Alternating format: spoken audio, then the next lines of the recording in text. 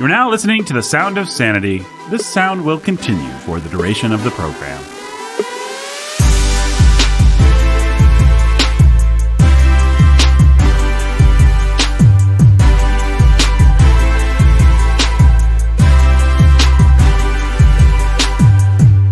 Hey everybody, welcome to Sound of Sanity. Thanksgiving is behind us, Christmas is ahead of us, and a bright new year. And that's one reason I'm excited. I'll tell you another reason I'm excited is because I'm here doing a podcast with my two good friends. We've got the preacher who's a teacher of sanity right there. He's wearing a blue kind of faded flannel shirt. And his name is none other than Benjamin J. Solzer. How are we doing today, Ben? Good. Doing well, Nathan. God, doing well. Yeah. I'm glad. I don't think your shirt's faded, Ben. Is it not? It doesn't look faded to me. Does it not? Good. Nope, it looks nice. Thank you. You're welcome. I mean, it came crisp off the factory with a somewhat muted color, I guess. A gorgeously muted color. Gorgeously muted color. Wow. Yep. It's a nice color. It's just a nice color. It's a muted color, but it's not faded. Yeah, I'm sorry. That was wrong. That was wrong of me. Yeah, get your language right. 1 star. That was the worst thing I've ever said on this podcast. Probably. I wasn't offended. You don't say many bad things. No, I don't. I mean, name one other bad thing I've said on this podcast. I can't think of a single objectionable thing you've ever said up until that statement that Ben's shirt was faded. And you don't just mean on the podcast. And I do object to that, right? yeah. No, I mean in real life. Sustained. Yeah, thank you. Ben, why don't you introduce? There's a guy, he's wearing, I'm not going to say it's a faded green sweater, because we know what happens when you do that. I'm going to say it's a somewhat muted green sweater, kind of a forest green. I don't know, what green would you say that is? I'm actually not sure. It's a green that's getting close to a gray. Yeah, it's got some gray. It's got a little it's pretty cool, muddy autumnal kind of flavor to it, but it's very good looking, especially on this gentleman. Ben, why don't you introduce who he is, and we can go from there. Well, he's Pastor Jacob Menzel, pastor who's a master of sanity. Hey, that's me. It's you. Yeah. It's you. Yeah. It's you. Guys, we want to weigh in on our old friends, the Gospel Coalition. Oh, joy. And did you just say, aw? Yeah, I did. The adorable Gospel Coalition. And does somebody want to say what the Gospel Coalition is up to now, or why we're bringing this up? We don't actually love talking about the Gospel Coalition. They just force us to sometimes. So there was a tweet that went out by Justin Taylor, who is, back when the blogosphere was becoming a thing, Justin Taylor had a blog called Between Two Worlds, and he basically served as sort of like a Christian Drudge Report. He was like the go-to, you can find links to everybody doing something pretty good out there via Justin Taylor. He was going to link and find and scour and occasionally write something good himself. Everybody, I think, sort of said, wouldn't it be great if some of these voices that kind of keep recurring here, what if we all came together and started a thing that was a coalition that was about the gospel, and then it all became this great big, huge racket. So Justin Taylor's like a godfather of the coalition, the Gospel Coalition is basically what I'm trying to say. And an editor, and he still blogs for the Gospel Coalition. So he sends out a tweet in the wake of the Kyle Rittenhouse verdict that says this: in a sane world, we'd all agree. Don't comment on trials until the evidence is presented. The media is often irresponsible. It is exceedingly stupid to carry an AR-15 into a riot. Self-defense is legal. Making fun of a teenager weeping is gross. All loss of life is to be grieved. Now, we can take issue with any number of statements in there. Is all loss of life to be grieved? Well, yes, in some sense, but, well, not in every sense. Okay, fine. You would have to cancel some Psalms and a good deal of the prophetic writings in the scripture. Right. Some loss of life is to be celebrated in certain respects. Right. For instance, how stupid is it to carry an AR-15 into a riot? We could litigate that if we wanted to and take issue with that statement. But the thing that we wanted to talk about today was basically the first two statements that we agree with Justin Taylor on. Don't comment on trials until the evidence is presented, and the media is often irresponsible. And the reason we want to talk about that is because Gospel Coalition is guilty of commenting on the Rittenhouse trial before evidence was presented and casting Rittenhouse as a mass shooter. And that article is still alive and well on the website, despite numerous calls from multiple people to apologize and to take it down. And Very true. the second part of that statement is the media is often irresponsible. And so I think we don't really need to spend a whole lot of time saying, Gospel Coalition, you're irresponsible. You called Kyle Rittenhouse a mass shooter and put him in the same sentence as Dylan Roof. What I think is notable about this take is that Justin Taylor simply says the media, aka the kind of people who comment on trials before evidence is presented, is irresponsible, casts the Gospel Coalition as just your ordinary, stupid, mainstream media and misinformation racket. It does, by the way. Well, you may have to cut this, but from what I can tell, the article's down. Who was it by again? Cope case? Well, that's worth knowing. No, I'm in the Copeland? article right now. Why I Hate August, K. Edward Copeland. That's right. Why I hate... Are you in it now, you said? And it's still got all the language, and it doesn't have any little apology affixed or anything like that from what I can... Why can I not find it in my search? Well, I typed in Why I Hate August. It doesn't come up. Well, that's interesting. K. Edward Copeland, did you text that or try that? Not yet. I did a Google search for Why I Hate August in It's Copeland, and it came right up. It's not coming up in... it's not coming up here. Are you doing a Google search or are you doing a TGC search? TGC search. I searched the author. Only one article came up, and it's not that one by Copeland. Interesting. Isn't that interesting? I'm so now searching Kenneth Copeland, Why I Hate August. It doesn't come up. K. Edward Copeland. Yeah, that's what I searched. I'm leaving this all in the podcast, by the way, because I think this is interesting. K. Edward Copeland, Copeland, Why I Hate August. You cannot find it when you search for it. And yet, if you have a direct URL or you just Google it, it doesn't seem to be taken down. It's not taken down. I just Googled it and it came right up and I went straight to it. So you can't get it from within. Search for something else and just see if their search is terrible. I searched for Rittenhouse. It didn't come up. Like nothing? They never... There was one article that had the word Rittenhouse. Let's see. Silly. That can't possibly be true. Andy Naselli on Hannah Whitall Smith's Unhappy Life from 2010. I don't think that this has anything to do with our Rittenhouse. No. Unrelated Rittenhouse. Mass murderer. I'll search for that. Mass shooter. Mass shooter. That's right. I'll read it. I've got it right here. Yeah. So he's been talking about Jacob Blake and some other things like that. Again, without some real context. And he talks then about the egregious contrast this August. Quote, Kyle Rittenhouse killed people in the middle of the street on camera in front of witnesses and then smoking a rifle at his side casually strolled past law enforcement. He didn't run away. He didn't hide. He showed no fear. He assumed there was something about his person that would allow him to approach law enforcement with a visible semi-automatic weapon that had just taken lives and lived to tell about it. More than a few witnesses pointed out that he had just shot several people, yet he was able to leave the scene and the state. When armed mass shooters, Kyle Rittenhouse, Dylan Roof, etc., are apprehended without incident, ... And he goes on to comment on systemic racism. But he calls Kyle Rittenhouse an armed mass shooter, puts him in the same sentence as Dylan Roof, and makes judgments about all of that. And now it appears that they don't want to take it down. They don't want to apologize, but they do want to make it difficult to find. Which is just absolutely the worst and most ingenuous of all worlds. Disingenuous. Most ingenuous. Most disingenuous. It goes right in hand with Justin Taylor's almost Freudian admission that the Gospel Coalition is nothing more than mainstream media at this point. This is the kind of media misinformation deception that you come to expect from CNN or the New York Times, where they're going to post something, it's going to be awful, they'll go back later, tweak a few things, hide it a little bit, expect you to forget it, and you will. And just memory hold the whole thing.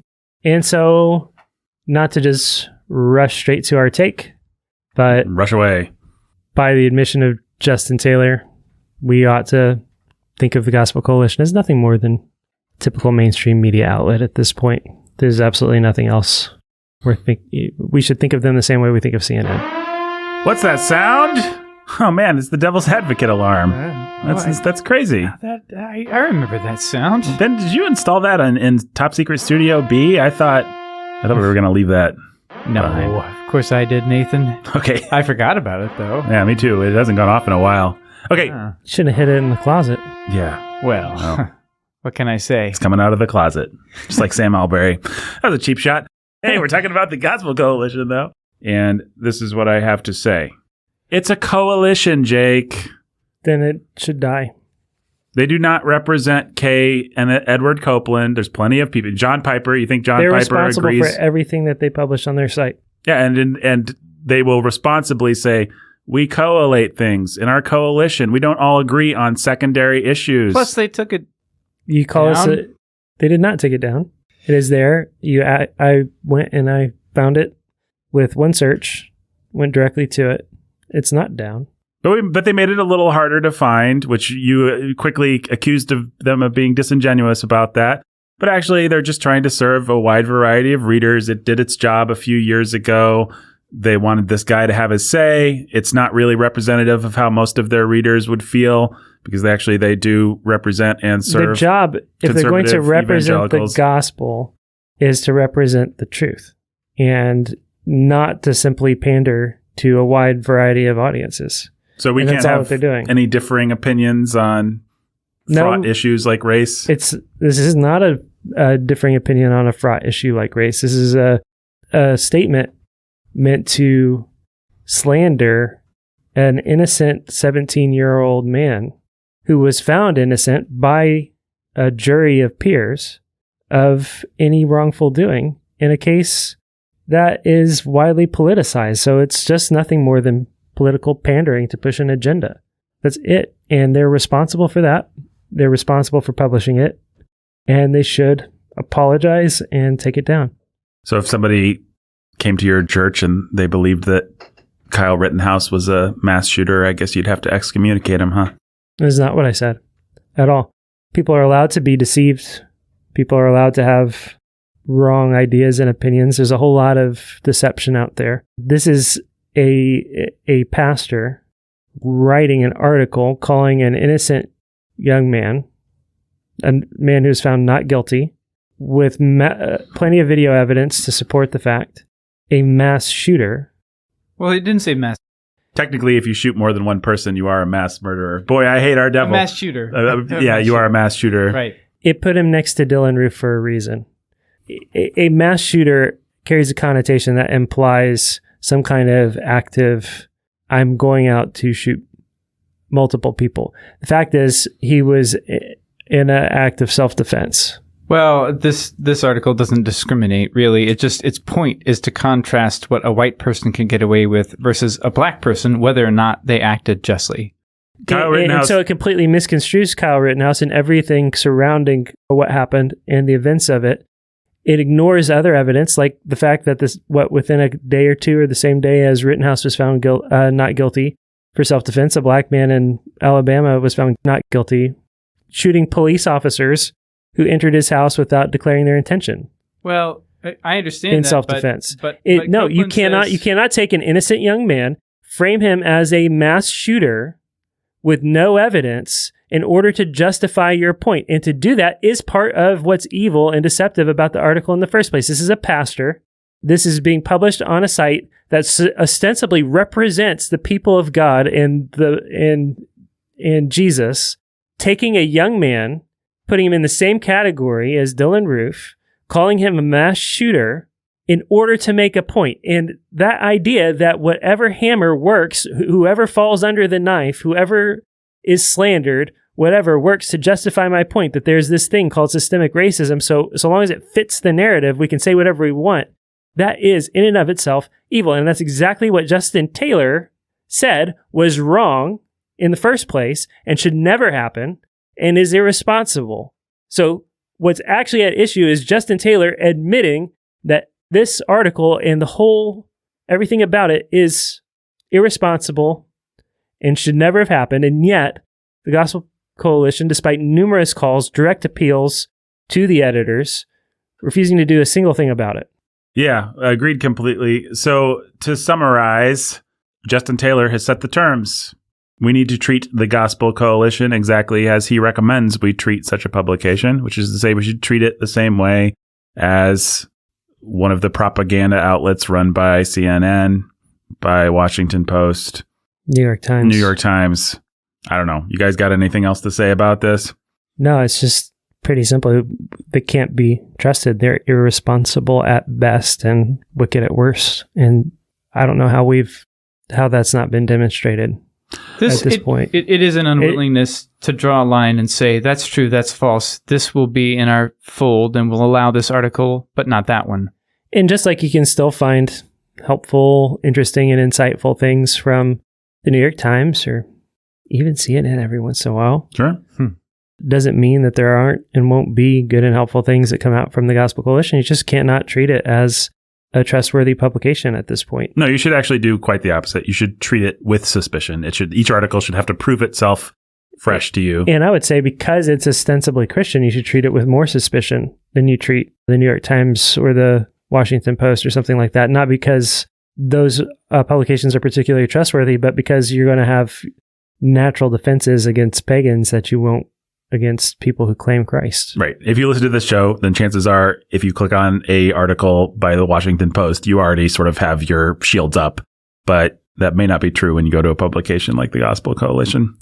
The only other thing I would say is there's probably a better version of the devil's advocate argument, that they are just a collator, that they are just a platform for different points of view to interact. But one of the responses to that argument is that's not how they present themselves. It would be possible to build a platform that everybody knew when they were coming to it. Okay, we're going to get this. I mean, I get one in my email every day. I forget what it's called, but it's like, here's all the news here's an issue. Things. Yeah, it's not 5 things. It's, I don't know what it's called, but it'll be like, here's a hot button issue. Here's everything that the left says. And here's everything that the right says. Yeah, I used to subscribe to that, but The flip side? Flip side, yep. Mm-hmm. Yeah, pretty handy. So it's not that Sometimes they'll give like the libertarian point of view. Right. Yeah, whatever. or here's another perspective. Yep, an outside take. Mm-hmm. Right. And that could be really interesting. And I'm not going to say that you couldn't maybe do something like that, but that's not how the Gospel Coalition bills themselves. That's not what the average reader expects. That's not what the exceptional reader expects when they come to the Gospel Coalition. What they expect is kind of a mere Christianity sort of thing. Like, unless it's presented some other way. And sometimes the Gospel Coalition will do things like Pentecostalism, not Pentecostalism. Right. But otherwise, what you expect is, hey, let's cross denominational lines over this. Let's hold these principles together, which is that the name of their conference is Together for the Gospel, right? Right. Yep. That's the idea of it. Which means you have to treat it on that level. You have to assume that, I guess John Piper owns this. I guess Justin Taylor owns this. I guess all the names on the masthead own this guy's take, because that's generally how it's presented. Now, would John Piper actually own this take if you asked him? Does he even know that it appeared on the Gospel Coalition? Who knows? Who knows? The fact is, there are people at the top that are responsible and have the authority to do things about this article, and they've chosen not to. Mm-hmm. And I don't think that everybody who's ever published with the Gospel Coalition is guilty because of this article. I don't know that I want to take somebody like, let's say that 10 years ago I had allowed my blog to move in and be one of the voices of the Gospel Coalition. At some point along the way, I would have hoped by now that I would have had enough fights about the kind of thing that is published and that my name gets associated with. I would have either been kicked out or I would have left. Right. But that would have happened years ago. I think so. I hope so. Mm-hmm. I hope so. And so, insofar as there are good men, and I think we've probably said on here before that from what we've seen, the best of the men there is probably Kevin DeYoung. Yeah, for sure. You can reasonably be counted on to, if he's got something to say, it's generally helpful, worth saying. Just good, yeah. And sound. People like Kevin DeYoung should be wondering why they're still there, while they're still sending other people to the Gospel Coalition in order to read their articles, and why they're benefiting from the readership of the Gospel Coalition at this point. There's got to be a level of political pressure, political in the sense of all these other powerful church leaders are signed on, and so am I. And if I break ranks, it'll make us all look bad. There's got to be a level of that comes with something so fronted by well-known names in today's Christianity. Yeah, I think that's true. Well, thanks for listening today, folks. Go to patreon.com/Sound of Sanity to support this show. We should also say we are in the middle of raising funds for Warhorn Media, and we could really use your help. So go to warhornmedia.com/give if you'd like to make a more substantial end of year gift to Warhorn Media. It would help me and Ben and Jake in particular, and all your friends here at Warhorn Media to keep the lights on and keep providing content, bringing biblical sanity to your ears and your eyes if you read our articles and stuff. So do that. And until next time, Stay sane.